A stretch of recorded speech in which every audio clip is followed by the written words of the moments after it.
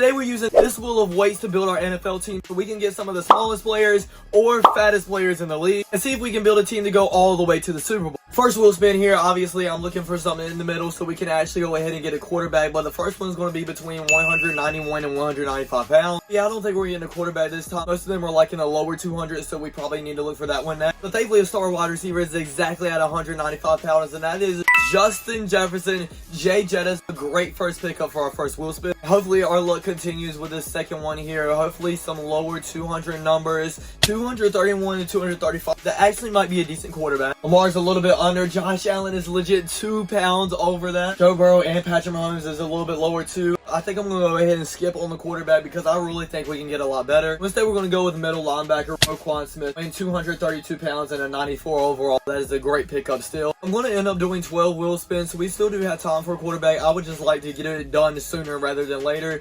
226 to 230. That actually might be a good one. Let's check. Patrick Mahomes is 1 pound away once again. How are we getting so close to having a great quarterback, but just landing off of it? Now, I think I'm going to skip the quarterback once again. We're all the way down to Michael Penix Jr., Anthony Richardson, and we're still not finding any quarterback that is in that range. We still get another great weapon in Saquon Barkley. Whoever our quarterback is going to have a lot of expectations because so far we have built the perfect offense for him. I kind of want to get into the same range that we've been getting because there's a lot of great players in there. 216 to 220. It kind of seems very light. We might have to go with a wide receiver here. 86 overall quarterback. Brock Purdy is 220, so we could get him. This is a very interesting thing. What should I do? Go ahead and settle with a pretty good quarterback or wait for a great one? You know what? I'm not impressed by Brock Purdy. We're going to wait it out a little bit longer. Instead, I'm going with one of the best defensive players in the league right now, and that is Max Crosby. With him and Roquan Smith, our defense is looking pretty solid so far, but we still need a lot of help on that side of the ball. Closing out on wheel spin number 5 here. Who is going to be our 5th overall pick? 211 and 215. I'm very surprised that we're not giving some very heavy or very light players. I love this range we're going with so far. And that means we can finally get our quarterback, the 3rd best quarterback currently in the game,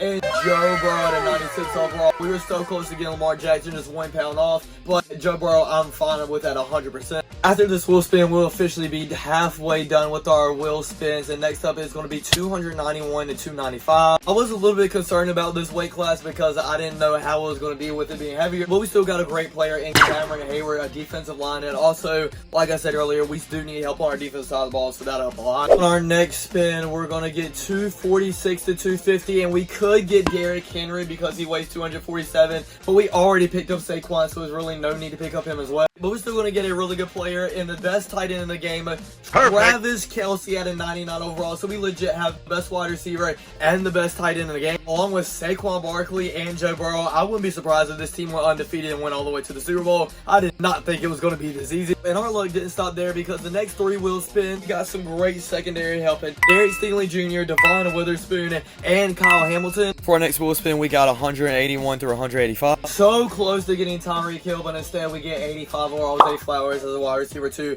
I'll 100% take it. And we'll move on to our last wheel spin here. Come on, give me some really big weight so we can get some linemen.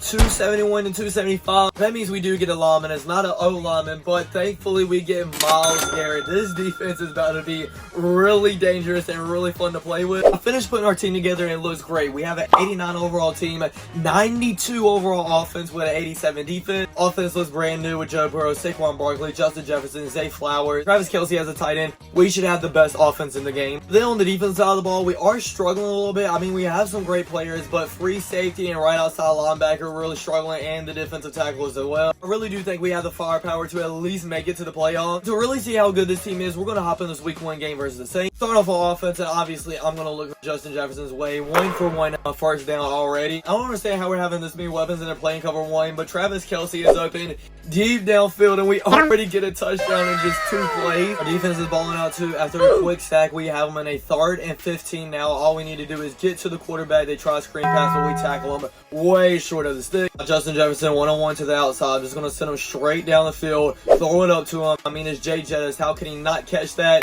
and he catches it for another touchdown. Y'all are basically just seeing a highlight reel now. I'm in another third down, and how can we not go a perfect season with this defensive line? I mean, we're all over top of these quarterbacks. Imagine being quarterback and looking across the offensive line. You see Cameron Hayward, Myles Garrett, and Max Crosby again. Try to get the run game going a little bit here with Saquon, and we almost get a touchdown there inside the 10-yard line now. We got Jefferson, already got Kelsey in the end zone. Let's see if we can get Flowers here. I almost threw an interception. I was forcing it to him though. Travis Kelsey is wide open once again in the end zone for a touchdown. I think I needed to see everything I wanted to. Expectations were the team were here. Now they're up here. I really think we can win it all. I'm going to simulate the rest of this game, and we do end up winning 30-16. I was expecting us to win a lot more than that. But now it's time for the fun part. Let's sim to the regular season and see if my prediction comes true. We actually finished with a record of 16-1. Legit one loss away from having an undefeated season. Burrow had over 4,000 passing yards, 43 touchdowns and 13 interceptions. Rushing wise, Saquon Barkley had over 1,000 yards, and so did Justin Jefferson, while Zay Flowers had 729, and Travis Kelce had 700 as well. Obviously, with that kind of record, we had the #1 seed and the bye week, but in the second round, we were playing the San Francisco 49ers. Halftime, we were killing them 14-0. They score a field goal, and then a touchdown with a 2-point conversion, so they're only down by 3 points. Can our offense put some points up here to solidify our win? And they can only get a field goal, so the 49ers actually have a decent amount of time left. About 14 seconds left around the 50-yard line. Brock Purdy scrambling and throwing it out of bounds, and there's a flag for something. Roughing the passer on us. Oh no, this is not good whatsoever. Max Crosby, why did you just do that? Now they have the ball with about 10 seconds left inside the 30-yard line. Have time for probably one more play here, and they get sacked. Max Crosby ends up saving the day after having a terrible penalty. And we're moving on to the NFC Championship game, where we have to play the Detroit Lions. At halftime, we are winning, but only by 3 points, 13-10. The Lions go down and score a touchdown, so we're losing. Is this where our perfect road ends, as they score again? And what is my Carolina Panthers doing right now? We are absolutely selling, down by 14 points,